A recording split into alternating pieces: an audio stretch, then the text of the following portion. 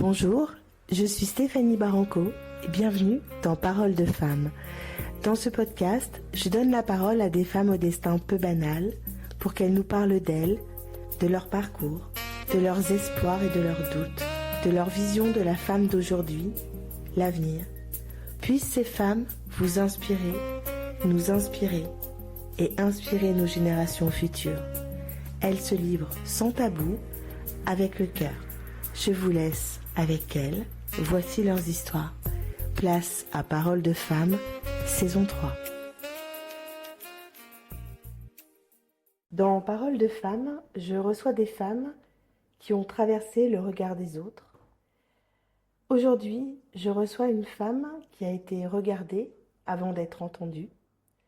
Une femme qui a traversé les projections, les fantasmes, les jugements, dans un univers très codifié, masculin et normatif. Ce qui m'intéresse aujourd'hui, Brigitte, bonjour. Bonjour. Ce n'est pas l'image que l'on a construite autour de vous, c'est comment vous avez réussi à garder le cap et à ne pas vous perdre, à rester profondément femme, une femme libre et alignée. Comment vous êtes passée d'un corps sur lequel on projetait à une voix qui aujourd'hui est entendue et recherchée et respectée. Merci de faire partie de l'aventure Paroles de femmes et bienvenue. On va commencer par les 3 questions rituelles de Paroles de femmes pour mieux vous connaître. Si vous étiez une couleur, un livre et une émotion, lesquelles seriez-vous ? Alors, une couleur, ce serait certainement le turquoise ou le violet. Le turquoise parce que c'est une couleur qui pour moi est particulièrement chaude et je sais pas, c'est une couleur que j'ai toujours aimée. Et le violet aujourd'hui parce que c'est la rencontre du rouge et du bleu et donc du masculin et du féminin. Alors, une émotion, je crois que c'est vraiment la joie, c'est vraiment l'émotion que j'essaye d'incarner le plus possible. Ça se travaille tous les jours, la joie ? Oui, je pense que ça se travaille tous les jours. Je crois qu'il faut tous les matins se réveiller et faire peut-être une sorte de rituel face à la nature. C'est une sorte de manière de déjà se mettre en joie. Et puis un livre, c'est plus compliqué parce que j'adore les livres et il y en a toujours plein qui sont Quelque dans chose ma qui vous tête. aurait marqué, alors un livre qui aurait pu vous marquer, un livre qui aurait jalonné votre parcours, qui à un moment donné, comme un repère. Peut-être L'art du tir à l'arc, c'est un livre qui m'a beaucoup marqué et qui, de temps en temps, j'ai plaisir à le refeuilleter. C'est un livre un peu spirituel, un peu ésotérique, mais de Erigel, qui est un petit livre, mais dans lequel on dit qu'il ne faut pas vouloir envoyer la flèche, en gros, Ouais. mais qu'il faut juste se dire quel est notre objectif et partir sur le chemin, en gros. C'est pas dit comme ça, évidemment, mais c'est ce que ça veut dire. C'est un bref résumé. C'est un bref résumé d'une vie, oui. C'est finalement, on sent déjà là que votre vie s'appuie sur des réflexions très humanistes, très philosophiques. Pour avancer, vous avez besoin d'être très centré sur vous-même. On sent qu'il y a besoin de... En tout cas, j'aime bien l'expression d'être aligné, Mm. qui me semble une expression qu'on comprend bien, c'est-à-dire qu'il faut avoir les pieds sur terre, certes, mais si on n'a pas la tête dans les étoiles, on va se tasser, il faut se redresser. Et j'aime bien cette idée. Mais en effet moi j'avais 12 ans, je m'intéressais déjà à l'astrologie. Ça a été ma première manière d'appréhender le monde et de réaliser que le monde était différent suivant les individus, parce qu'il y a 12 signes astrologiques et il y a déjà 12 grandes personnalités. Après, bien sûr, l'astrologie est beaucoup plus complexe. Et après l'astrologie, j'ai découvert un peu la spiritualité, ensuite la psychanalyse. Ouais. Et tout ça, évidemment, m'a montré à quel point l'être humain est très riche, finalement. mais on ne voit parfois que la part apparente de l'iceberg. C'est un socle pour vous. C'est comme ça qu'on grandit. En tout cas, que quand on manque de trébucher, c'est là où on peut se raccrocher, l'astrologie, la psychanalyse. C'est finalement vos points Et d'appui. je crois que j'ai été une enfant, j'ai une enfance absolument normale, bien. J'ai pas été du tout maltraitée, mais j'ai certainement été très incomprise. Et comme tout enfant incompris ou maltraité, on a besoin de trouver des tuteurs de Mhm. résilience. Et je crois que je me suis réfugiée dans justement cet ailleurs qui fait partie beaucoup de ma vie. On vante souvent mon intuition à la radio. Je crois que cette intuition, elle vient de là, de cette capacité à saisir la part invisible du monde. Vous vous m'offrez cette première transition. On reviendra après sur les débuts, mais quand on regarde votre parcours, on se dit que vous avez eu 1000 fois finalement l'occasion de vous perdre. Comment vous faites pour garder votre cap? C'est-à-dire pour que la Brigitte hors tout, hors caméra, hors célébrité, la Brigitte, elle, incarnée, puisse tout le temps être avec elle-même. Comment vous avez fait Je pour crois, pas vous laisser je, attirer par les sirènes? non, je crois tout simplement que se perdre, oui, ça nous arrive tout le temps. La vie est faite de moments où on peut se perdre, mais en fait, on ne se perd pas, on chute. Il faut juste savoir que quand on chute, à un moment donné, ben, on touche le fond, et puis Mhm. après, ben, on rebondit et on remonte. C'est juste cette difficulté-là qu'ont les gens, c'est-à-dire que pour ne pas chuter, ils s'accrochent aux branches, si je puis dire, et à partir du moment où on essaye de s'accrocher, c'est là où on se fait très très mal. La chute est nécessaire? Elle n'est pas nécessaire, elle est inévitable.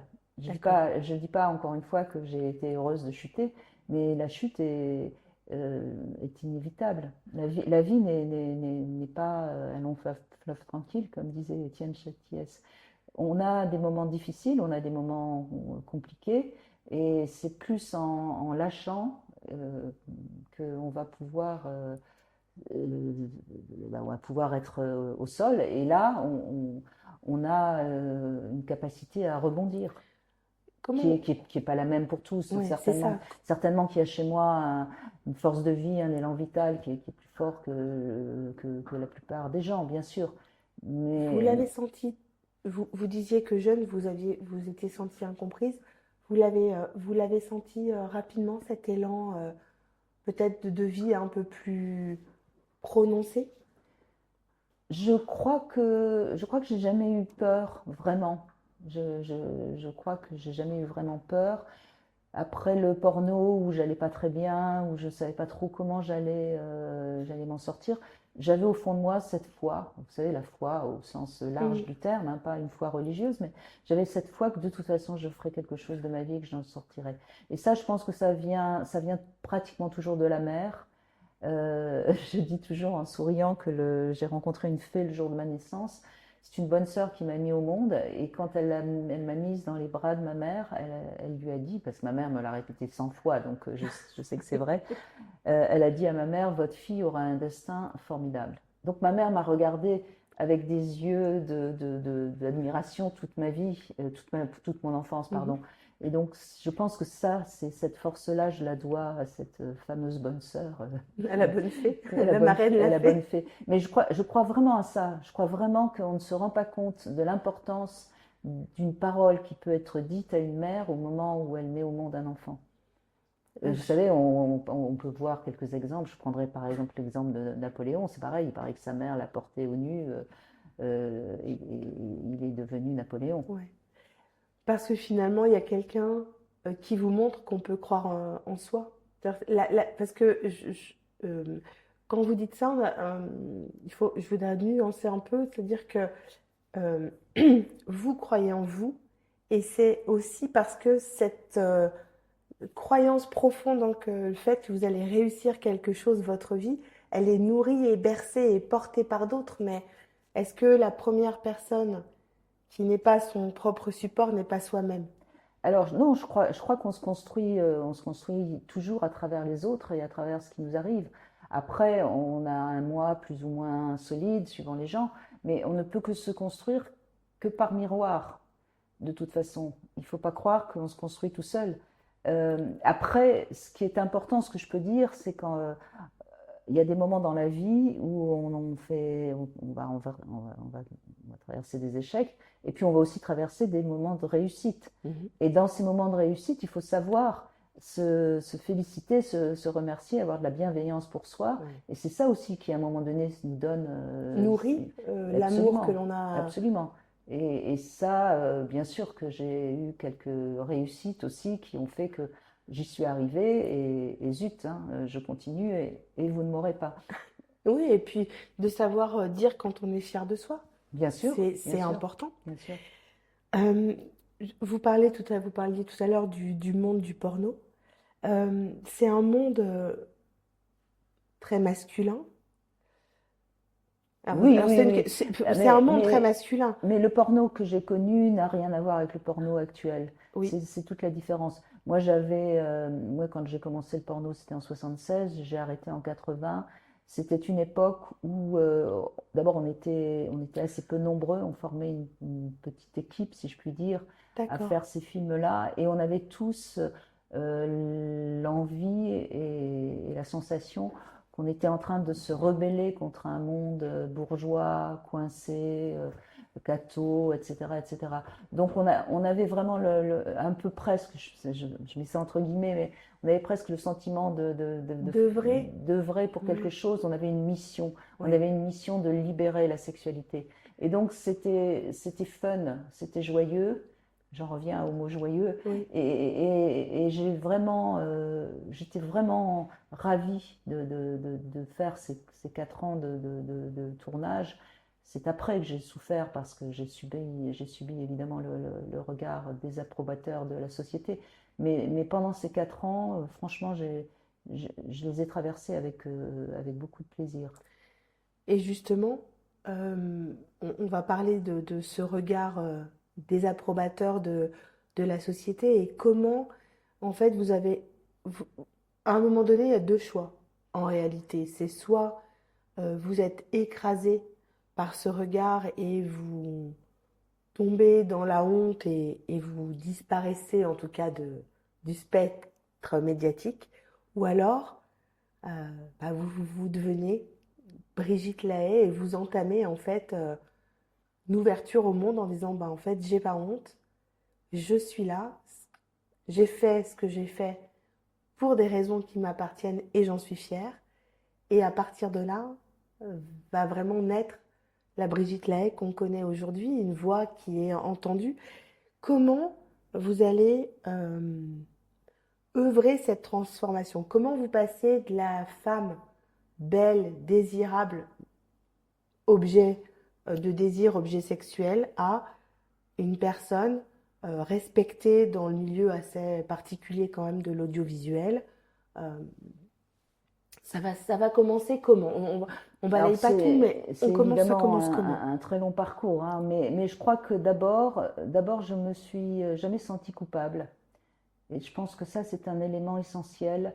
À partir du moment où on se sent coupable, on est forcément, on se sent forcément un peu victime et surtout, on va se sentir terriblement attaqué, agressé dès que quelqu'un nous critique. Moi, j'ai souvenir, par exemple, d'une grande émission de télé qui était en direct le dimanche sur la 5, je crois. C'était présenté par Guillaume Durand. Et à un moment donné, c'était vraiment l'émission où on essayait Ouais, d'abattre d'abattre. l'invité. Et je me souviens d'ailleurs la semaine d'avant, je crois que c'était Marine Le Pen qui était l'invitée. Et ma mère m'avait dit ne va pas faire ça, tu vas te faire massacrer, etc., etc. Donc j'y allais en bonne petite guerrière en Mhm. me disant oui, oui, vous allez voir ce que vous allez voir. Parce que j'avais cette sorte toujours de sensation d'être une rebelle, hein. Après, c'est plus le cas aujourd'hui, mais à l'époque, c'est ce qui m'a C'est ça tenue. qui vous animait, hein. Sans doute, oui, Ouais. oui. Et ça vient de ma propre histoire, évidemment. Et donc, à un moment donné, parce que c'était très, très intelligent, c'était les gens du public qui posaient les questions. Et il y a quelqu'un qui commence à me poser la question, mais vous, en tant qu'ancienne petite catholique, qui avait passé votre communion, etc., est-ce que vous n'avez pas honte? Et tout d'un coup, et enfin, c'est ma grande chance, c'est que j'ai beaucoup de réparties et que ça vient tout de suite, j'ai pas besoin de réfléchir. J'ai regardé, j'ai dit, mais vous savez, je crois que j'ai fait plus de bien que de mal aux hommes. Et à partir de ce moment-là, le public a ri. Ouais. C'était gagné, c'était fini. C'est comme à Apostrophe, quand Bernard Pivot me dit mais vous ne vous trouvez pas un peu indécente, je crois, ou je sais plus quel mot exact. Et là, je ne sais pas quoi répondre, je suis un peu déstabilisée. Et puis, je le regarde, je lui dis mais c'est un très joli mot. Et c'est pareil, là, qu'est-ce que vous voulez dire après ça? Mm. Puisque j'assume. Vous voyez ce que je veux dire? Quand vous vous sentez coupable, vous n'assumez pas. Ouais. Si j'avais pas assumé ce que j'ai fait, je pense que je me serais fait massacrer. Et puis à un moment donné, je serais tombée dans les oubliettes. Ou enfin, en tout cas, j'aurais Oui, quitté le monde parce que j'aurais pas pu surmonter ça. Mais comme je me suis jamais sentie coupable de ce que j'ai fait. J'ai pas, je dirais même que j'ai jamais eu honte. Alors il y a eu des moments où c'est difficile quand il y a des gens importants devant tout le monde qui refusent de vous serrer la main. oui. Évidemment, vous vous sentez pas Parce que c'est bien. ça quand même la réalité aussi J'ai du vécu terrain. ça, bien sûr, j'ai C'est vécu ça qu'il ça. faut. Mais bon, vous avez, c'est ma foi qui m'a sauvée. Cette foi en moi, cette foi Mm. d'y arriver. Alors, c'est vrai que dans mon thème astral, j'avais toutes les preuves que j'allais réussir et j'ai réussi. Euh, voilà, après, Brigitte, vous aviez, en gros, c'était de quel âge à quel âge? Pour avoir autant d'aplomb, quand vous avez commencé à tourner ces films, moi vous je visiez commence. pas la notoriété. Non, non, non, non. Moi, quand j'arrête le C'est porno, important quand même. je fais partie des grandes stars. Il y a même les États-Unis qui m'appellent et puis je n'y vais pas parce que j'avais décidé d'arrêter. Mais quand j'arrête le porno, je veux dire, je suis une inconnue dans le monde des médias, je suis une inconnue. Il y a D'accord, que ceux qui ont vu les films en 80 qui savent ce que j'ai fait. d'accord. Donc c'est compliqué. Mais en même temps, il y a toujours quelqu'un pour signaler que j'ai fait du porno. Ouais, donc ça reste quand Parce même. que vous connaissez la capacité de dénoncer de l'être humain. Donc j'avais de toute façon toujours une sorte de retour du bâton. J'ai eu des émissions qui se sont annulées au dernier moment, j'ai eu Ah des oui, quand films qu'on même. m'a refusés, Mm. etc., etc. Je dirais qu'il y a eu vraiment, à partir du moment où j'ai moi-même sorti Moi la scandaleuse, qui a été un grand succès et que j'ai été invitée à Apostrophe, qui était à l'époque l'émission Oui. phare par Mm. excellence, que ça a commencé à bouger un peu. Mais vous savez, encore aujourd'hui, récemment, j'ai quelqu'un qui voulait que j'aille faire une conférence à la Sorbonne. Et à la Sorbonne, on a dit non, on ne veut pas de Brigitte Lahaie. Donc, vous voyez, aujourd'hui encore, de toute façon, je reste et je resterai toujours quelque Mm. part un peu sulfureuse. Oui, Mais bon, aujourd'hui, je l'assume totalement. Ça fait partie de de votre de parcours. ma carte d'identité, on va dire. Oui. Mais ça, en fait, qui est, je reviens parce que j'ai pas eu la Allez-y, réponse. allez-y. Quand d'abord, vous décidez d'arrêter le porno, c'est un choix assumé. Vous auriez pu, par exemple, passer, devenir arrêter le tournage en tant qu'actrice, mais peut-être passer derrière la caméra. Ou est-ce que, par exemple, vous avez eu envie de passer sur des tournages de d'autres films ou du théâtre ou est-ce que plus du tout vous avez décidé de Si, quand couper? j'arrête le porno, j'avais déjà tourné quelques films fantastiques. Et pour moi, j'allais continuer ma carrière d'actrice. D'accord. Je ne pensais pas que ce serait pas possible, mais quand j'arrête le porno, je pense continuer ma carrière d'actrice. J'ai tourné quelques films de toute façon, même pendant le porno. J'ai tourné par exemple avec Henri Verneuil, Icom Icare, j'ai tourné quelques films. Mais j'ai pas réussi ma carrière d'actrice parce que mon passé était Ça vous collait à la peau. me collait à la peau, bien Mm. sûr, bien sûr. Mais C'est ça le regret? Ça, il serait là le regret que les autres n'aient oui, pas oui, compris. oui, oui, bien sûr, enfin, c'est un regret, non, parce que ma vie aujourd'hui va très bien et que j'adore ce que je fais à la radio, Mais bien sûr que ça fait partie des choses que j'aurais peut-être aimé faire, j'aurais aimé jouer vraiment. Mais si je suis vraiment honnête, les quelques fois où j'aurais pu aider à ce que ma carrière d'actrice s'envole, j'ai pas fait ce qu'il fallait. Donc, quelque part, j'étais pas. C'était pas pour vous. Je crois que le problème, pour être. J'ai beaucoup réfléchi à ça récemment, justement. Je crois que en tant qu'actrice, on n'est pas libre. Et je crois que j'y ai repensé d'ailleurs à la mort de Bardot, parce qu'on se ressemble beaucoup sur le plan astrologique. Je crois que j'aurais pas été libre si j'avais été actrice. Et je pense que ma liberté est peut-être ce qui me définit le plus. Ouais, on le sent, hein, c'est vraiment votre identité. S'il y a un mot qu'on pourrait mettre sur vous, c'est vraiment cette soif de liberté, cette Oui, oui, soif oui, qui d'exister. m'a parfois coûté cher, hein, ça coûte cher la Ça se liberté. coûte cher la liberté. Mais je crois que, oui, je crois que ce mot-là me convient tout à fait et je l'ai revendiqué et je la revendique toujours, oui, oui. Donc, vous décidez d'arrêter le porno et faire quoi après? Euh, C'est-à-dire, comment vous allez faire en sorte d'être écouté?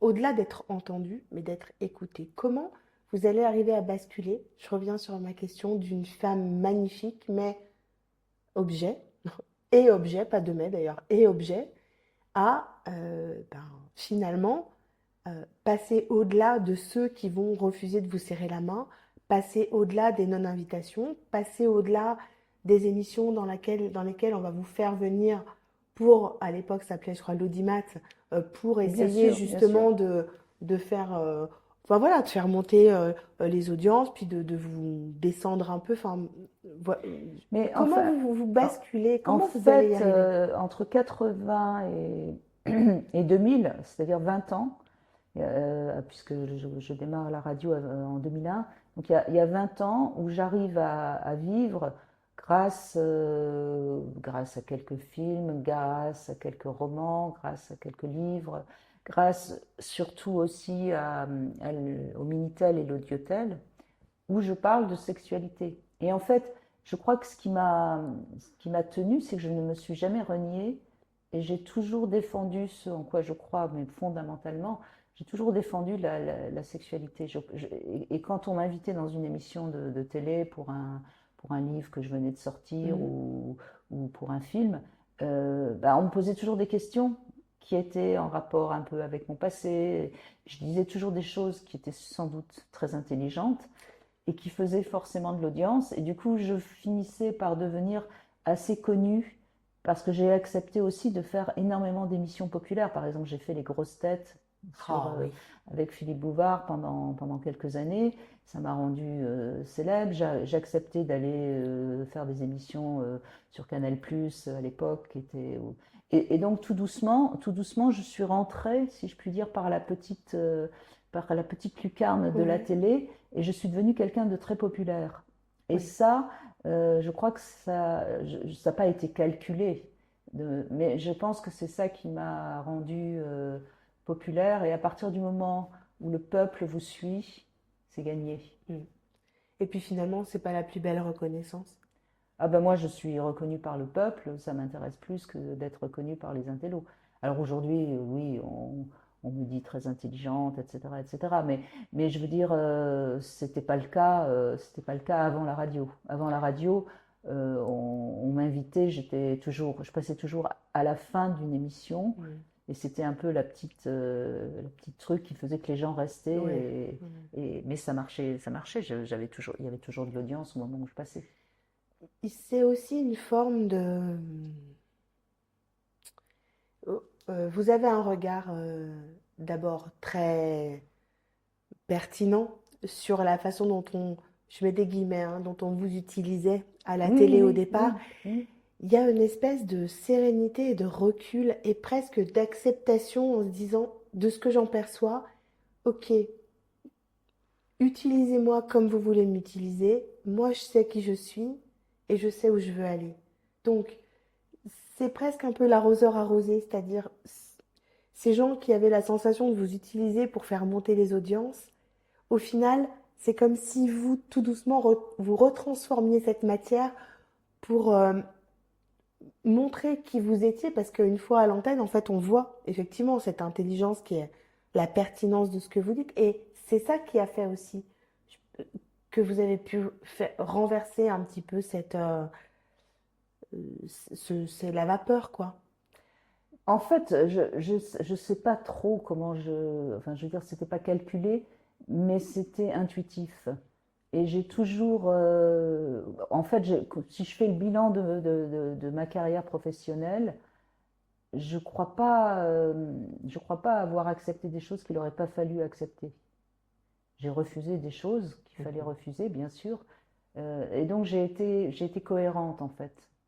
Et je pense que c'est ça qui manque souvent à des gens qui ont eu un début de carrière et qui ensuite veulent se renier.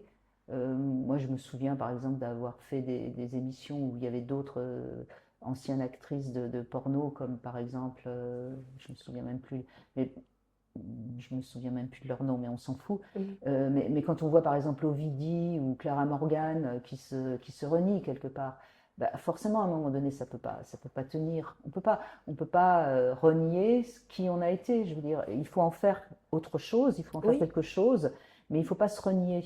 Et je pense que le problème des femmes, puisqu'on parle des femmes oui. plus particulièrement, c'est qu'elles n'osent pas assumer aussi ce qu'elles ont été. Bah, quand on est jeune, on a fait des choses Mhm. qu'après on n'a plus envie de faire. Et alors, on les a faites et ça parle de nous. Et je crois que c'est vraiment C'est une part de essentiel. vous. Pardon? C'est une part de vous. Mais oui, C'est-à-dire que, absolument, absolument. ouais, Ce côté exhibitionniste et qui avait envie d'être prise par tous les hommes de la Terre, enfin, je veux dire, c'était moi, oui, j'avais besoin alors, c'était peut-être parce que je croyais que mon père ne m'avait jamais regardé, mais c'est pas grave, j'ai guéri mhm, cette blessure-là, je l'ai guérie. Et puis maintenant, elle est guérie, j'ai plus besoin de m'exhiber et j'ai plus besoin de me laisser baiser par n'importe qui. ouais, Mais qu'importe, ça a été moi. Et si je n'accepte pas de comprendre ce que j'ai été, eh bien, obligatoirement, je ne peux pas être en paix avec moi-même. ouais. Et après, je dis toujours avec un peu d'humour, je dis toujours, j'ai beaucoup d'affection pour cette petite sœur qui a fait quand même beaucoup de bêtises. Parce que, évidemment, que je suis partie, comme je dis souvent, j'ai réussi ma carrière, mais j'étais quand même partie en dessous du niveau de la mer. Il Ouais. fallait ramer Oui, oui, il a fallu ramer. Ouais. pour arriver où je suis arrivée. Et c'est ça qui fait aussi, quelque part, mon succès. Je pense que les gens, même, il y a des gens aujourd'hui qui ne savent pas que j'ai fait du porno, mais ça fait partie aussi de ma réussite. Et c'est aussi ce qui vous amènera après aussi à parler aussi librement aux auditeurs. C'est aussi ça qu'ils viennent chercher, c'est cette vérité. C'est Bah, le en fait de fait, pouvoir... ça leur donne l'impression que je peux tout entendre. Oui, Ce qui est vrai d'ailleurs, parce que j'ai beaucoup, oui. dans ma vie privée, j'en ai fait beaucoup plus que dans le porno et j'ai tout essayé. Enfin, tout essayé, j'exagère peut-être un peu, mais j'avais vraiment une quête de tout comprendre sur le sexe. Et donc, pour comprendre, il faut aussi Mm, expérimenter, hein. On ne comprend pas que dans les livres. non. Et du coup, c'est cette proximité en fait qui fait aussi qu'aujourd'hui vous avez une place privilégiée. Mais je reviens à ce que vous disiez, c'est d'être aligné et on revient au départ. C'est-à-dire que comme vous ne vous reniez pas, ça veut dire que vous êtes légitime pour parler de quelque chose que vous connaissez et vous ôtez la honte. Et je pense qu'il est là en fait le twist aujourd'hui. Si on vient chercher des conseils euh, dans votre émission, je parle Oui, oui, bien sûr. c'est aussi pour ça, c'est parce que vous avez totalement assumé et du départ, vous avez totalement assumé. Oui, Il et puis fallait être vous, quoi. j'ai aussi souffert dans mon corps au sens réel du terme. Donc, quand j'entends une femme qui me raconte un abus, un viol, je sais aussi ce que c'est que le sexe dont on n'a pas envie, Forcé. Mhm. même si je ne considère pas avoir été violée, évidemment que non. Mais j'ai quand même fait des choses que je n'avais pas envie de faire par expérience. Et ça, c'est une chose qui est, qui est particulièrement féminine, je crois. Je De crois que s'auto-contraindre? oui, je pense que c'est plus féminin que masculin, parce que nous n'avons pas cette pulsion qui nous pousse à faire du sexe. C'est Et, intéressant. mais on a quand même cette pulsion qui n'est pas nourrie par la testostérone, Mhm. mais cette pulsion d'aller découvrir. J'aime bien cette image d'aller en enfer, quoi, quelque part. Et, D'accord. et D'aller. et c'est pour ça que je crois que tant qu'on ne comprendra pas ça, on ne pourra pas aider les femmes à se libérer. Parce qu'il y a énormément de femmes qui acceptent des rapports sexuels dont elles n'ont pas envie, pour d'autres raisons, mais qui sont aussi des raisons qui sont en rapport avec le sexe. Et ça, c'est un discours qui est assez peu entendable, parce que c'est pas bien. Expliquez-moi un peu. Expliquez-moi un peu. C'est quoi? Elles acceptent un rapport sexuel parce que pour faire plaisir à l'autre? C'est Alors, ça? les raisons sont multiples. Ça D'accord. peut être pour faire plaisir à l'autre, ça peut être pour se Se sentir sentir. femme, ça peut être pour juste par curiosité, D'accord. ça peut être parce qu'elles vont avoir du pouvoir, elles vont peut-être pouvoir avoir une autre promotion, elles vont Mhm. peut-être pouvoir toucher un peu de fric. Enfin, je veux dire, il y a des tas de raisons qui font qu'une femme va s'offrir pour autre chose que pour du plaisir ou parce qu'elles en ont envie. Donc ça veut dire que Et l'intellectuel. c'est quand même notre capacité qu'on a. On a une capacité à avoir une relation sexuelle sans en avoir envie. L'homme, s'il n'en a pas envie, ne bande pas. Ouais. Oui, vous Et voulez dire donc, qu'il y a une et donc, on a, stimulation intellectuelle. et donc c'est notre pouvoir. Et ce pouvoir-là, il y a énormément de femmes qui utilisent ce pouvoir du sexe. Mhm. Énormément de femmes qui vont utiliser ce pouvoir sans pour autant. Alors parfois on aura quand même du plaisir et parfois on n'en aura pas. Et ça, c'est quelque chose qui aujourd'hui est inentendable. Et alors pourquoi c'est inentendable? Et parce qu'on remet les femmes dans des positions de soumises et de victimes. Le féminisme aujourd'hui est à l'envers de ce qu'il faudrait. Une femme libre? Alors c'est quoi pour vous une femme libre, Brigitte? Mais une femme libre, c'est une femme qui va faire les choses en sachant très bien dans quel but elle les fait. Donc ça veut dire que c'est Et assumer le but, c'est assumer la finalité de ses actes. Mais absolument, absolument. On peut pas. Enfin, je veux dire, qu'est-ce que ça peut faire si, de manière réfléchie, on va faire quelque chose qu'on n'a pas envie de faire et qu'on obtient le résultat qu'on voulait obtenir? Ben, c'est plus intelligent que de ne pas le faire. Alors Si on- on remet la phrase. Si on fait quelque chose que l'on n'a pas envie de faire Mais qu'on le fait pour pour obtenir obtenir. un D'accord, donc c'est-à-dire objectif, que c'est si on fait le sacrifice de faire quelque chose dans le but d'obtenir. d'obtenir autre chose, c'est ça? Ben, Bah du coup, oui, mais parce qu'on reprend le pouvoir finalement mais, sur ce qu'on fait. mais bien sûr. Oui. Elle est là, il est là le pouvoir en fait qu'on a nous. Mais si vous regardez toutes les femmes libres depuis la nuit des temps, ce sont quand même pratiquement toujours des femmes qui ont usé de leur corps. Excusez-moi, quand vous regardez Colette, je crois qu'Olympe de Gouges, c'est pareil, Ouais. elle a quand même beaucoup usé de son corps. Enfin, Mais c'est parce que c'était des femmes qui en avaient pas peur. En fait, on mais bien parlait de la sûr, peur, c'est ça, on on revient revient toujours de toujours la peur du là-dessus. jugement, La peur du la peur jugement. de se faire mal, la peur de souffrir, la peur. Mais pour être libre, il faut accepter de souffrir, il faut accepter le jugement des autres, il faut accepter. Je disais, ça coûte cher la liberté. Oui, ça coûte Mais, cher la liberté. mais c'est. Enfin, moi, j'ai pas le choix de toute façon. Je Vous peux êtes pas ne comme pas ça. être Ouais. libre. Oui, c'est ce qui vous a. Justement, on parle du jugement des autres. Euh, Vous parlez beaucoup de votre maman qui vous a regardé avec des yeux. et Et, qui n'était pas libre. et qui n'était. C'est aussi ça, c'est aussi ça le point de départ de la construction de Brigitte Lahaie. Non, la construction de Brigitte Lahaie, je crois, pour comprendre mon parcours, il y a une chose essentielle, c'est que euh, ma grand-mère maternelle s'est retrouvée enceinte et n'a pas été épousée par le notable du Nord. Hein, je suis née dans le nord de la France. Et donc ma grand-mère maternelle, donc la mère de ma mère, a dû épouser un homme alors qu'elle était enceinte de quelqu'un d'autre.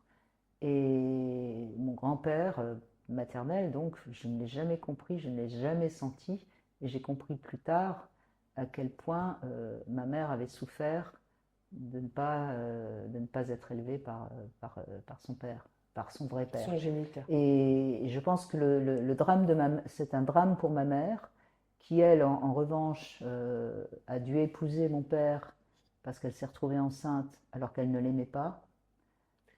Et C'est toute l'histoire est là, c'est-à-dire que la vie du côté maternel, chez moi, c'est des femmes qui se sont senties coincées, qui ont été jugées, qui ont été... Et ma mère a quand même beaucoup trompé mon père, euh, mais en cachette, voilà. Et moi, j'ai pas voulu ça. Moi, j'ai voulu être libre et j'ai voulu montrer qu'on pouvait être une femme libre. c'est aussi de là que vient finalement, ça je l'avais lu, hein, je lis peu quand je reçois des femmes, mais ça je l'avais lu, ce refus euh, d'avoir un enfant. C'était aussi ça, Alors c'était la ça, je liberté. crois pas. Je crois pas. Mon- Non, je crois que mon désir de ne pas avoir d'enfant vient de d'autres éléments. Peut-être que ça vient de là aussi, mais en tout cas, il y a des éléments plus forts. Il y a d'abord cette fusion que j'ai eue avec ma mère, qui a une fusion, les premières années de ma vie, jusqu'à ce qu'arrive mon petit frère. Les 4 premières années, je pense que j'étais fusionnelle avec ma mère à tel point qu'il m'a fallu des dogs allemands pour retrouver cette fusion. Aujourd'hui, ça y est, je crois que j'ai enfin dépassé. Je peux avoir des plus petits chiens. Non, on rigole, mais c'est vraiment ça. C'est vraiment ça. J'avais besoin toujours d'avoir D'accord. mes dogs avec moi. Donc cette fusion, j'ai eu beaucoup de mal à grandir par rapport à ça. Et ensuite, il y a une chose aussi qui est importante. J'avais une sorte d'image comme ça idéale de mon corps et je ne voulais pas être enceinte. Et puis c'était d'une laideur pour moi le fait d'être D'accord. enceinte. Donc je pense que... Et puis ensuite, ben, je sais que ça va pas plaire aux femmes ce que je vais dire, mais avoir un enfant, c'est perdre un peu de sa liberté, quoi qu'on en dise. Non, c'est très. Moi j'ai une fille et c'est très juste, Oui, mais les bien femmes n'aiment sûr. pas l'entendre. Je vois l'autre jour, j'ai une amie psychanalyste qui a 3 enfants, ou deux, non, je crois qu'elle en a deux. Quand je lui ai dit ça, elle m'a dit, non, pas du tout, ça m'a pas... Et ben si, avoir des enfants, forcément, ça entrave la liberté parce que l'enfant prend plus d'importance que soi, et c'est tout à fait compréhensible, et C'est je trouve ça. ça même plutôt sain. Oui, Mais à partir du moment où on a des enfants, on vit un peu pour plus eux. pour eux que Mm, pour soi. Et je pense que bien sûr. ma liberté était trop chère pour moi. Et je pense que, alors, dans un certain sens, ça revient à ce que vous dites. Peut-être que c'est pour ça, mais Non, c'est pas comme ça que je le formulerais, je disons. faisais le lien parce que vous expliquez justement que votre grand-mère et que votre maman ont eu des enfants et que cette naissance, ces naissances-là finalement ont engendré, Ont ouais, coincé leur vie. ont Oui, oui. coincé Oui, leur oui, vie. donc Donc vous avez c'était par raison. rapport à ça. C'est pas faux ce que vous Le dites, parallèle mais était là. c'est plus cette liberté absolue et sincèrement, je regrette pas de pas avoir eu d'enfant. Mais et puis en plus, j'ai des hommes qui m'ont supplié d'avoir un enfant, Mm. donc j'ai pas, j'ai, j'aurais pu. C'est aussi, vous voyez, quand moi je pense à l'icône Brigitte Lahaie, je pense liberté, mais ça fait partie de cette liberté aussi de ton et de la liberté qu'on offre aux femmes quand on devient une icône, en tout cas une figure référente, c'est de dire on a le droit aussi d'être une vraie une femme dans toute sa féminité, euh, et pour autant, une femme n'est pas juste un, un corps à faire un enfant.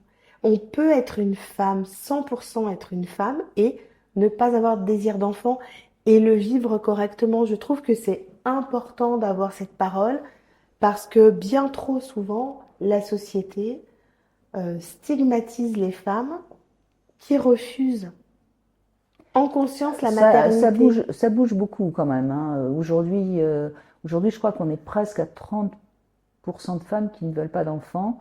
Donc ça rentre quand même maintenant ça rentre quand même dans les Mhm. mœurs.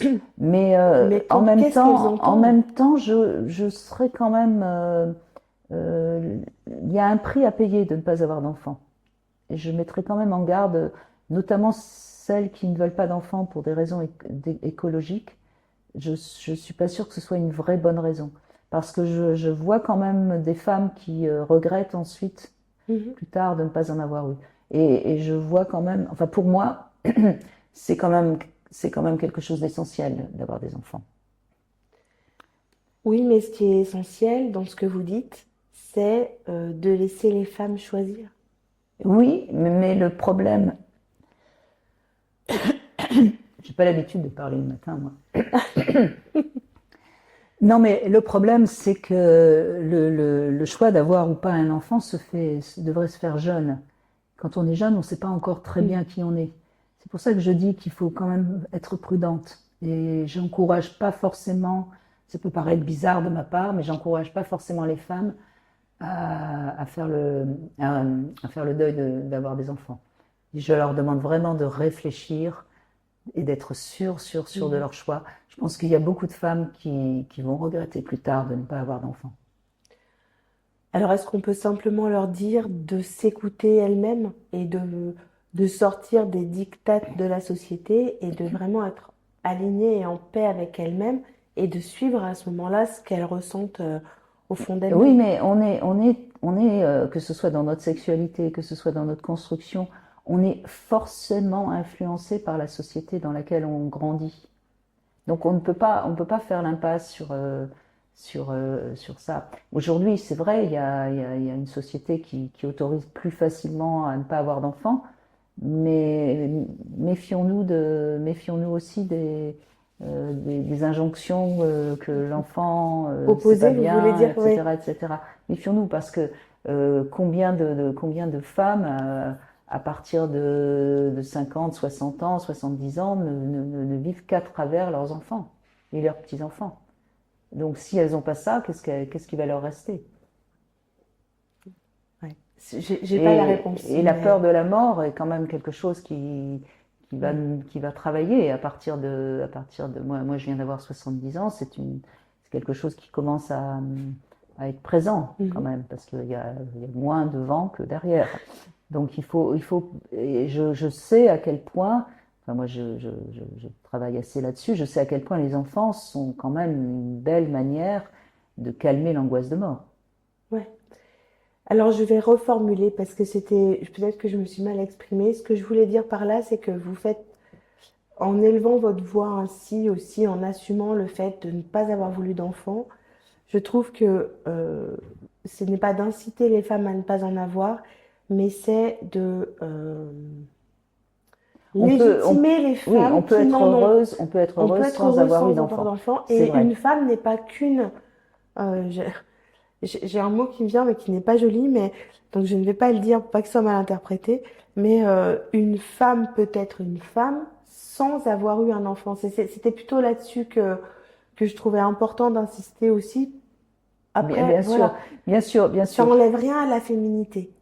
C'est évident. On peut être autre chose que des Je mères. dirais même que beaucoup de femmes, parce qu'elles ont eu des enfants et qu'elles se sont consacrées à leurs enfants, ont perdu leur Oui, féminité. On peut même aller jusque-là. oui, Parce que si on se consacre à ses enfants et qu'on oublie de se créer elle-même, j'aime bien ces deux mots qui sont très proches et qui en astrologie d'ailleurs sont dans la même figure, de procréer et de se créer. Et quand les femmes sont trop dans la procréation, elles oublient de se créer. mm. Et en général, arrivées à la ménopause, elles sont souvent très malheureuses. Ah oui. parce qu'on ne peut, Parce qu'on s'oublie mais complètement bien et sûr, que bien oui, sûr, bien sûr. oui, c'est de trouver l'équilibre qui finalement est le plus compliqué, mais dans la vie en règle générale, Mais de trouver l'équilibre. de toute façon, c'est pareil pour les hommes. On peut pas tout Bien faire dans sûr, une vie, donc il faut faire des choix et c'est là où il faut faire ses bons choix. Et peut-être qu'une femme qui va se consacrer énormément à son métier va moins se consacrer à son couple, moins à ses enfants. Enfin, c'est des choix, hein. mm. La vie n'est faite que de choix. La vie est faite de beaucoup de choix, oui. Ouais. J'aimerais qu'on parle d'un sujet qui, moi, me fascine toujours quand j'ai affaire à des personnalités publiques. C'est l'amour. Pas le sexe, l'amour, le Oui, oui, sentiment oui. amoureux. Euh, Comment on fait la différence entre les personnes qui sont attirées par la lumière, par l'aura et le vrai amour? Est-ce que d'abord vous avez déjà réussi à faire vraiment cette différence? Comment ça se passe? Alors, moi, je suis une grande amoureuse, mais je ne suis pas une femme qui va se renier par amour. J'ai toujours eu pour moi, même quand je me suis mariée, je n'ai pas sacrifié grand-chose pour l'amour que j'ai porté à cet homme, puisque j'ai accepté de me marier par amour pour lui quand même, Oui, pour qu'il trouve sa place en fait. Mais pour moi, c'est toujours pareil, on en revient à cette sorte de liberté excessive.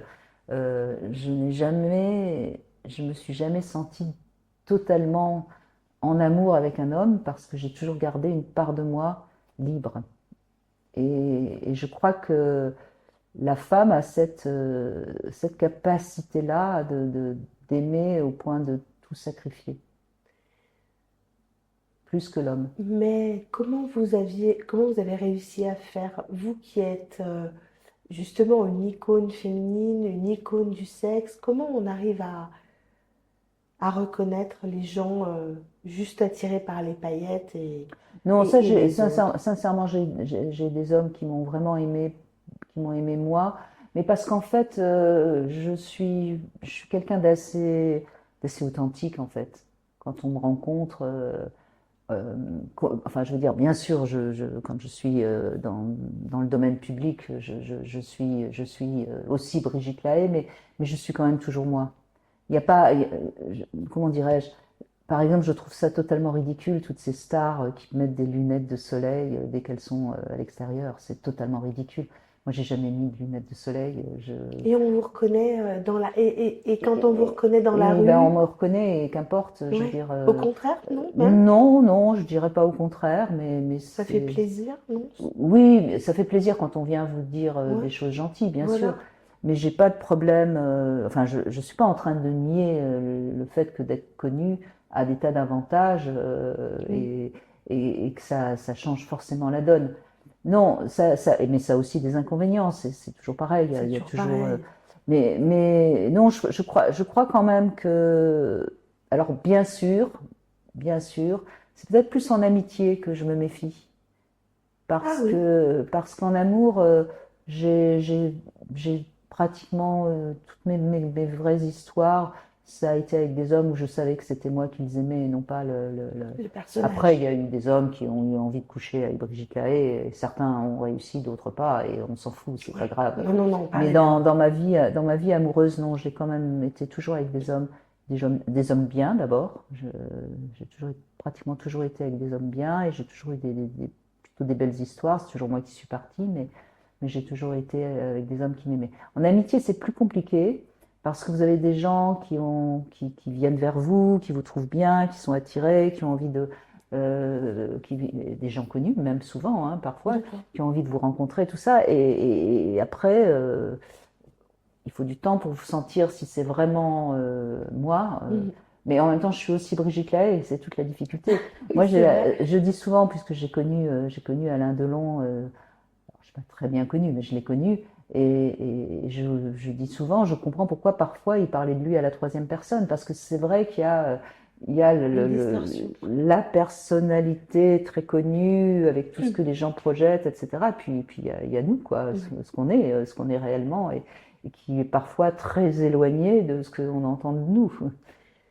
Vous avez gardé des amitiés justement, puisqu'on en parle de quand vous étiez enfant. Vous avez encore des personnes où finalement votre vie a fait que...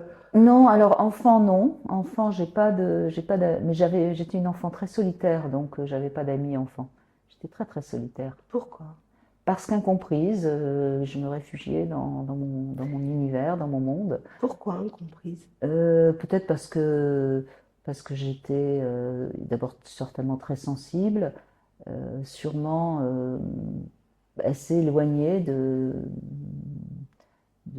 cette vie petite bourgeoisie qui ne me convenait pas du tout. Moi, je rêvais de grands espaces, je rêvais d'avoir des chevaux, je rêvais de tout ce que je me suis offert par la suite, mais que mes parents ne pouvaient pas m'offrir. Vous n'étiez pas dans... Je découpais des images de chevaux et je les faisais galoper, et je les faisais se parler entre eux. Enfin, j'avais un imaginaire extraordinaire. Mais pourquoi vos parents ne pouvaient pas vous offrir cette vie avec des chevaux Mais puisque... parce qu'ils n'avaient pas beaucoup d'argent D'accord, et que ça coûtait cher, que c'était pas d'accord. possible. Ouais, quand non, dans ma tête, petite bourgeoisie, il y avait Non, un... non, non, Non, non, d'accord, j'étais non. vraiment d'un milieu très modeste. D'accord, ok. Et on était 4 enfants, donc il n'y avait pas de raison de m'offrir la possibilité de monter à cheval et pas à mes frères et sœurs. Mais j'ai pas, enfin, j'étais très solitaire.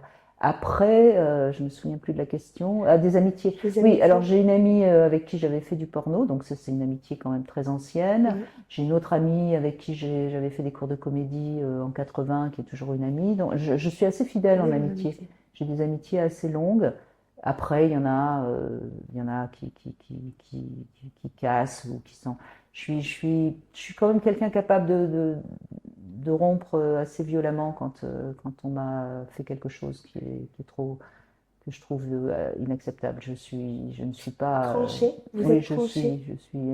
je peux trancher très, D'accord. très violemment, oui. Parfois, je regrette, mais je peux être Quand assez vous dur. dites que vous avez vos histoires d'amour, c'est toujours vous qui êtes parti. Pourquoi vous partez? Je pars parce que je trouve que ça n'a plus suffisamment de saveur, que je veux retrouver ma liberté, toujours pareil. Mon couple, je suis restée 22 ans, donc c'est pas mal quand Ah même. bah oui. J'ai essayé vraiment tout, j'ai tout essayé. Pendant au moins 15 ans, ça a été vraiment très chouette. Une vraie belle histoire de couple. Et puis après, j'ai essayé que ça tienne, et puis ça tenait plus. Et puis à un moment, j'ai dit, bon, il faut que je parte, que je retrouve ma liberté. Ouais, on sent quand même qu'il y a chez vous comme si on transigeait pas avec la liberté, quoi. Oui, On et peut puis je pas. suis pas, comment dirais-je, d'abord je suis très bien seule. Mm. J'ai une capacité à rester seule, même si j'ai mes chiens. C'est ce que j'allais dire. Il Vous y a mes n'êtes pas chiens, seul. oui. Mais quand même, je suis capable de rester 3 jours sans voir personne, ça ne me pose aucun problème. D'accord. J'ai vécu, par exemple, de 90 à 97, j'ai vécu en Eure-et-Loire. J'avais acheté une maison assez loin de Paris. J'avais pas les moyens d'acheter plus près. Et j'avais mes chevaux et je pouvais rester parfois 10 jours sans voir personne. Donc j'ai vraiment une capacité à rester seule qui est assez exceptionnelle. Mais Que vous avez gardé de ce qui votre est aussi ce enfance. qu'apporte la liberté, quoi. Je pense que les gens libres sont souvent capables de rester seuls parce que justement, ils se Parce qu'ils n'ont pas nourrissent. besoin de quelqu'un pour exister, ils en sont On avec est bien eux-mêmes. d'accord. Ouais. Voilà. Mais je sais plus ce que je disais, c'est pas grave. Que c'était toujours vous qui Oui, partiez. c'est toujours moi qui pars parce qu'à un moment donné, quand ça devient plan-plan, qu'il n'y a plus petit plaisir de se retrouver, qu'il n'y a plus d'échanges intéressants, si c'est pour regarder un film à la télé, je peux le regarder toute seule, quoi. Ouais.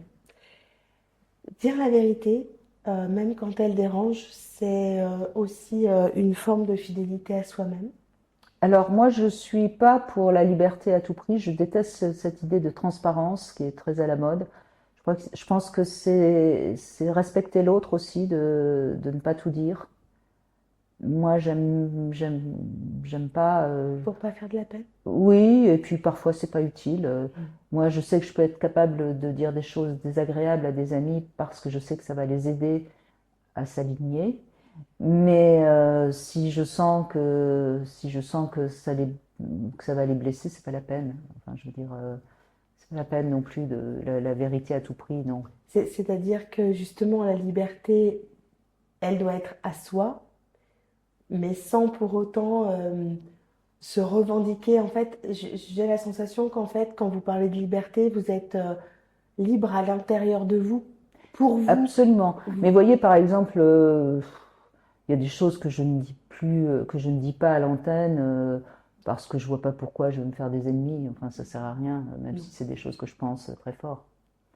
Donc, je suis C'est la capable, maturité, je vais appeler ça la sagesse. la sagesse.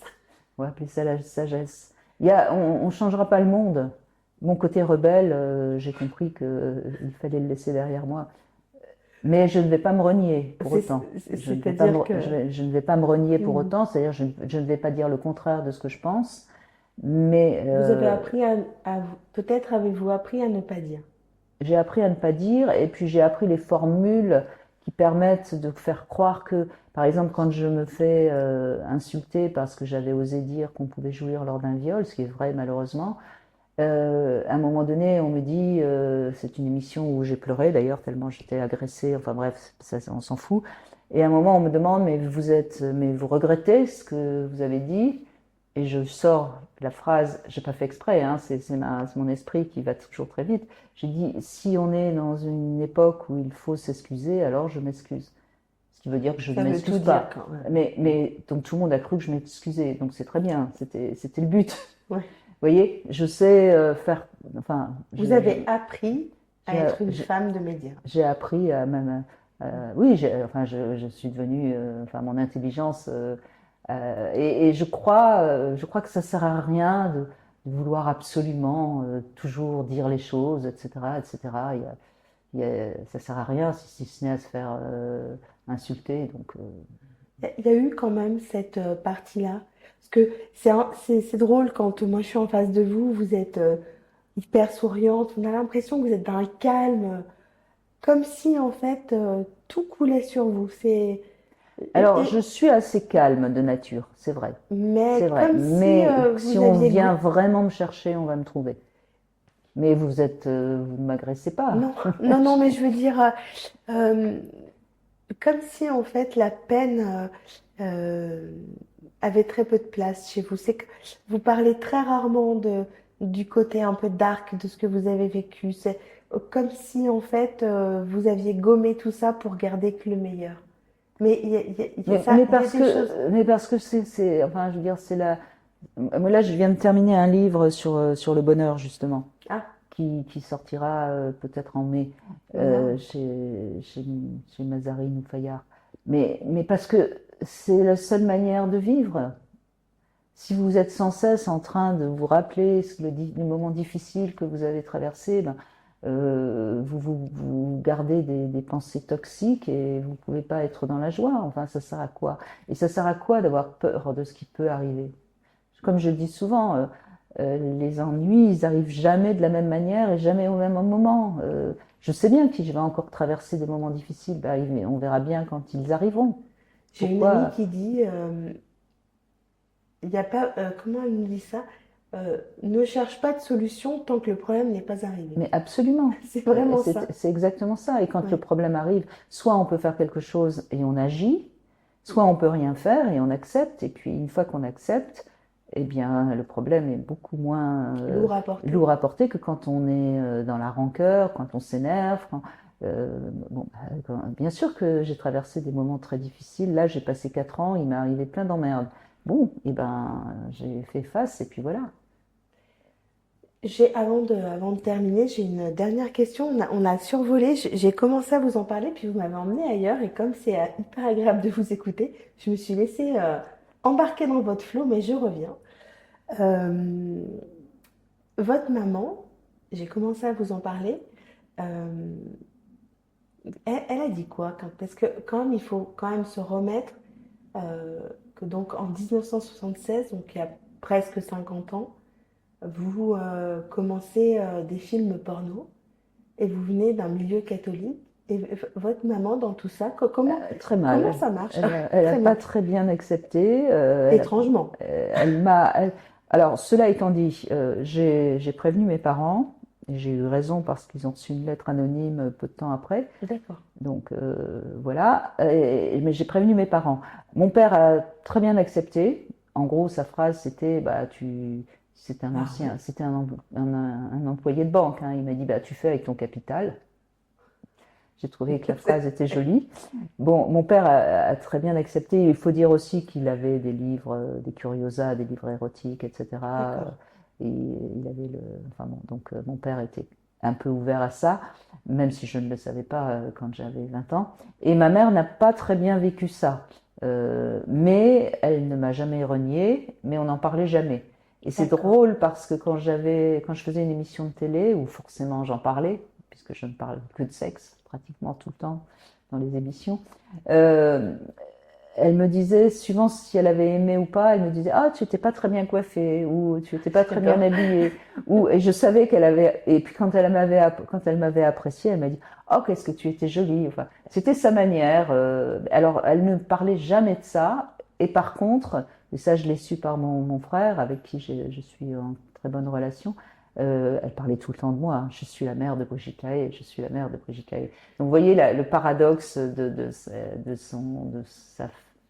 En fait, je pense, sincèrement, je pense que ma mère a été très malheureuse d'être une femme au foyer et d'être mère de 4 enfants. Elle était faite pour avoir la vie que j'ai eue.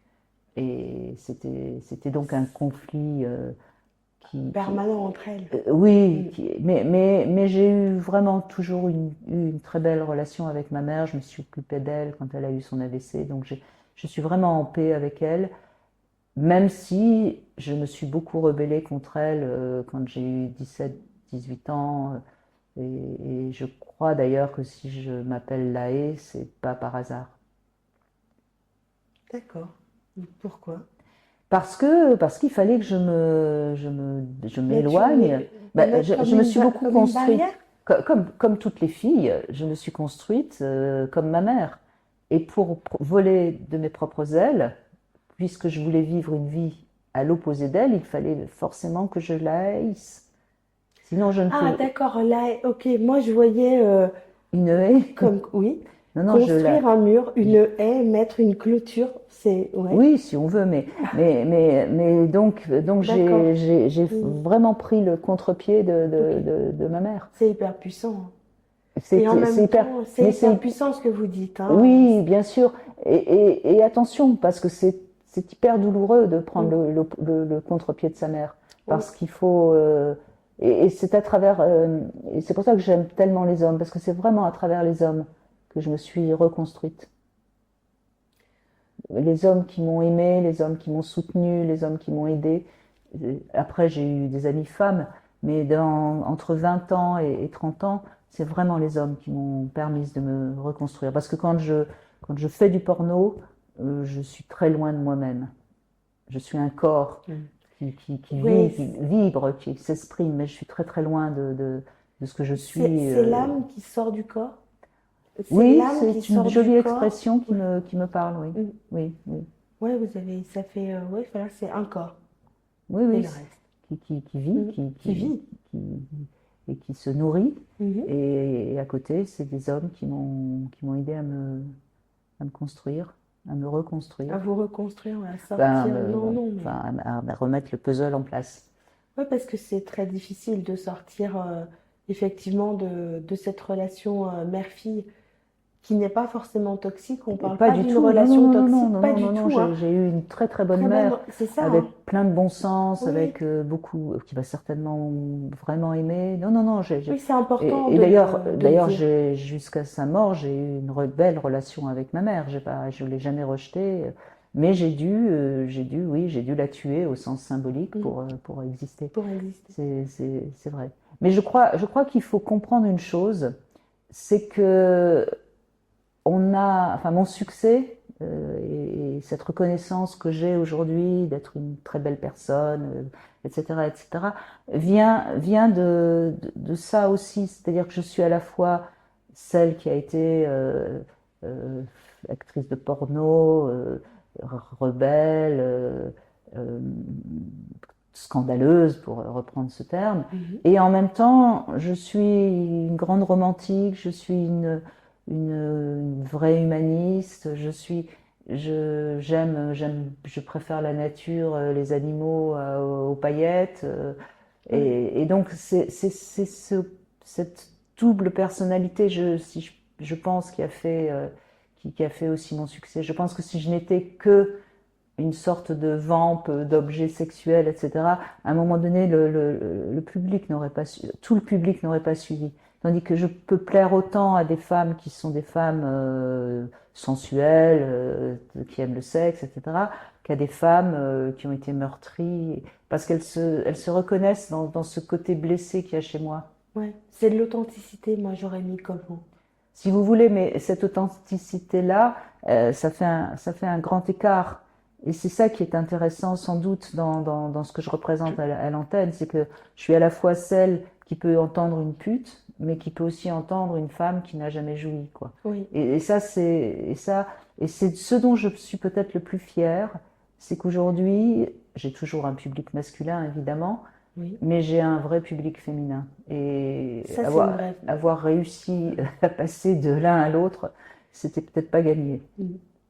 C'est Et il faut être fier de ce qu'on a. c'est ce que j'allais vous dire. Vous Oui, m'avez enlevé de la bouche, c'était ce que j'allais vous demander. Est-ce que vous êtes fier de vous? oui, je suis très. Alors, je ne vais pas dire que je suis très fière de moi parce que j'ai toujours ce petit côté où je ne suis pas sûre de moi. Et ça, c'est aussi ce qui fait mon charme. J'ai une sorte d'humilité permanente qui d'ailleurs parfois m'entrave, mais certainement m'a aussi servi. Mais je suis en tout cas heureuse de la vie que j'ai eue et que si ça s'arrête aujourd'hui, je ne pourrais pas dire que j'ai pas bien vécu. Mm. Donc là, ce que je prends, c'est du plus.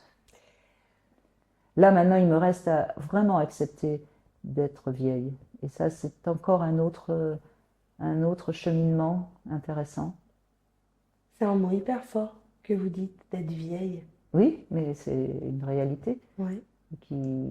Vous le sentez aujourd'hui? Vous sentez? Alors, je sais que je ne fais pas mon âge, Ça, c'est sûr. mais je l'ai. Et Mm. j'ai envie de plus en plus d'arriver à le vivre dans ma chair au plus profond de moi-même. Et d'ailleurs, j'ai de moins en moins envie de me maquiller, j'ai de moins en moins. Je me suis coupé les cheveux récemment. Et j'ai envie vraiment d'accepter ce. C'est pour ça que j'ai accepté, par exemple, l'été dernier, de poser pour Playboy, presque Ah, j'ai pas 70 vu. ans. Parce que je me suis dit, c'est la dernière fois que je vais un peu me dénuder, Mais parce que après, je n'ai plus envie. d'accord. Donc, vous Mais voyez, c'est tout un cheminement, un un cheminement. troisième ou quatrième cheminement de vie. Et c'est ça aussi que les femmes doivent entendre. Euh, il faut pas vouloir rester ce qu'on a été. Il faut passer les caps, il faut passer les étapes. Et ça, c'est peut-être plus féminin encore que masculin. Oui, c'est Et certain. c'est vraiment important. Il faut passer les premières règles, il faut passer ensuite les grossesses, ensuite la ménopause, ensuite l'âge, parce qu'on a la peau qui n'est plus aussi Qui belle, change. on prend un peu de ventre, on a des Ouais. rides, on a des cheveux blancs. Et c'est pas grave, parce que ce qui est beau, c'est notre beauté intérieure. Ouais. Venant d'une icône comme vous, c'est ça qui est intéressant justement d'entendre, c'est que il y a cette vraie transmission et cette vraie passation dans le temps d'un corps. Et puis je pense que plus on l'incarne, ce corps, plus on l'aime. Et c'est en incarnant notre corps qu'on arrive justement à passer les différents... À l'oublier au sens superficiel, Oui, c'est au ça. sens qu'il Mm, soit beau pour qu'on mm. plaise.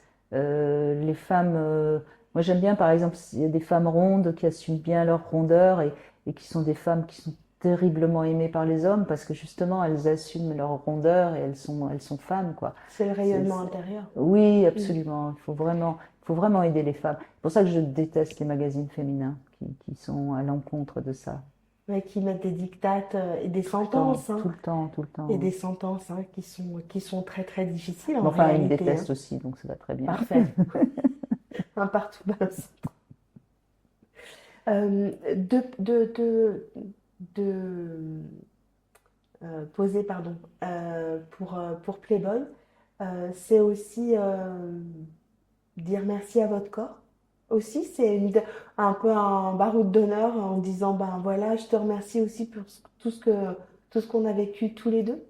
Oui, c'est des manières pour moi de fermer des cases aussi, de fermer des cases, parce que à un moment donné, il faut aussi, hum,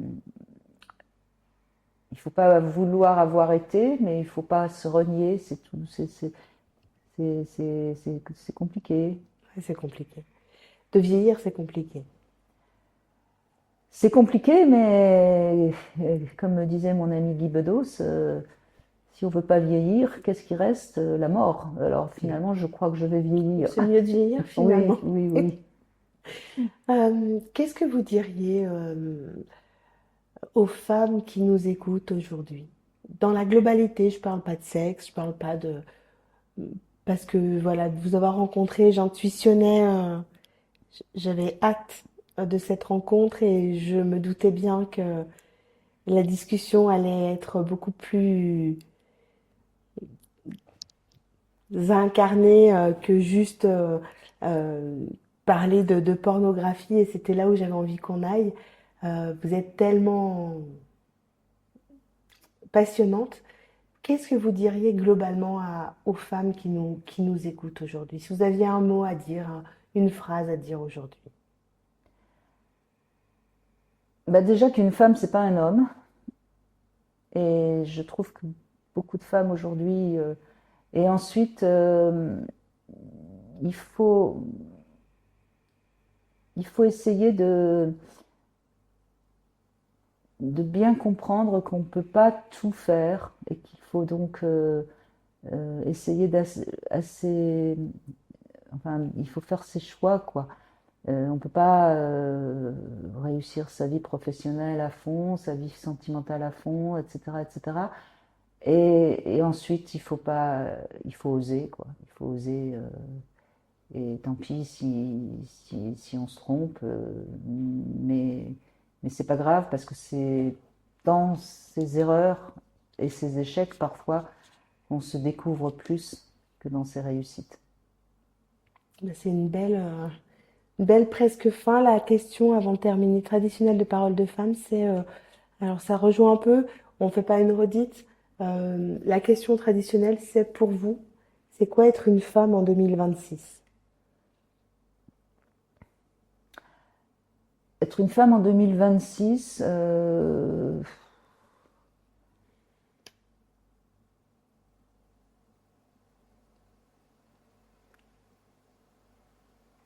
ben je sais pas parce que je trouve qu'aujourd'hui il y a tellement il y a tellement de discours contradictoires. Eh bien, j'aurais envie de dire que malheureusement aujourd'hui, être une femme, c'est être une victime en 2026. Et c'est bien dommage. C'est ce qu'il faut changer. Alors on va dire que c'est, mettons une note d'espoir dans ce, à Je, la fin, mais oui, c'est ce oui, qu'il c'est-à-dire faut, que voilà. on peut avoir été victime, mais ce n'est pas un statut. Il faut surtout, surtout arrêter de se plaindre. C'est extraordinaire d'être une femme. C'est En France, c'est extraordinaire d'être une extraordinaire. femme en France. On a, toutes les possibilités aujourd'hui en tant que femme en France. Donc surtout, oser. Ben voilà. On va terminer sur cette phrase. Surtout, oser. Merci beaucoup pour ce moment passé toutes les deux. Enfin, toutes les Et deux, juste pour toutes les finir, six. vous savez que de quoi est l'anagramme oser? Non, De Eros. Donc, c'est pas mal comme ça. pas mal comme fin. La boucle est bouclée. La boucle est bouclée. Merci Brigitte, merci beaucoup de ce moment passé ensemble. À bientôt. Au revoir.